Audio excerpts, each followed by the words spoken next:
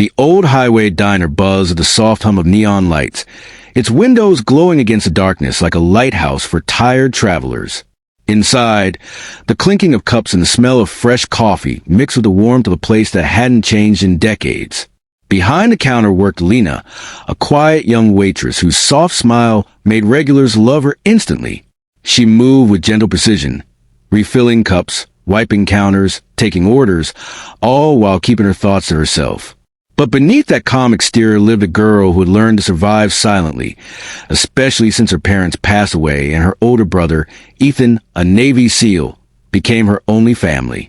That night, however, the peaceful routine began to crack when a group of troublemaking teens strutted into the diner, loud, entitled, and hungry for attention.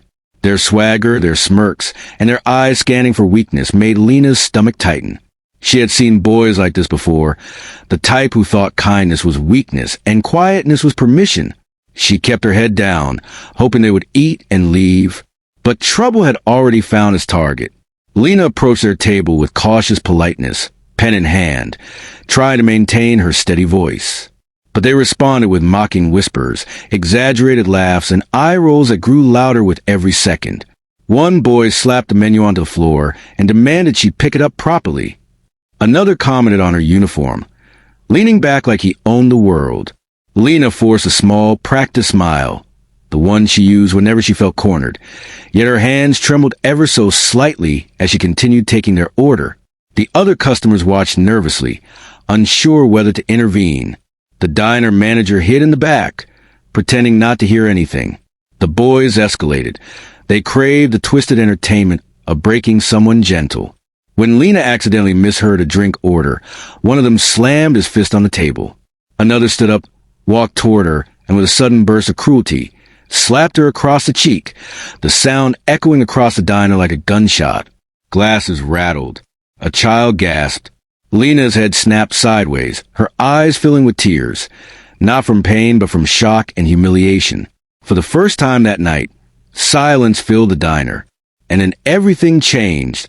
The door swung open with a sharp chime, and in walked a man in dusty boots, a duffel slung over his shoulder. Ethan, freshly home from deployment, hadn't expected to walk into chaos. But the moment he saw Lena's red cheek, her shaking hands, and the group of boys laughing at her pain, his expression transformed into something deadly calm. Anyone who knew military men recognized it immediately.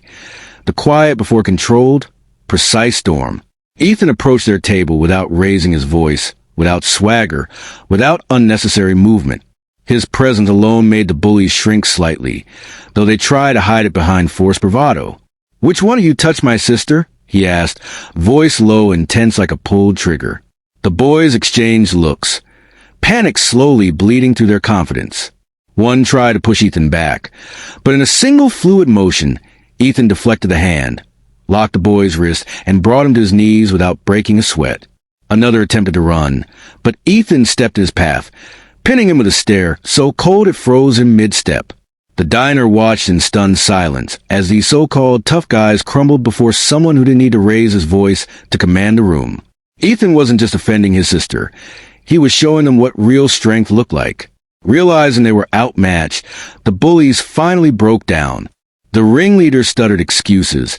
Another begged to be released, and one actually started crying. Ethan didn't hit them, didn't yell, didn't even curse. Instead, he forced them to do something far more painful for their pride. Face the consequences. They apologized to Lena, properly, not the sarcastic mumbles they usually use, but the kind of apology dragged out of them by utter fear and shame. Ethan called the sheriff, ensuring they would be held accountable for assault and harassment. As the authorities arrived, Lena's trembling slowly eased, her trust in the world piecing itself back together.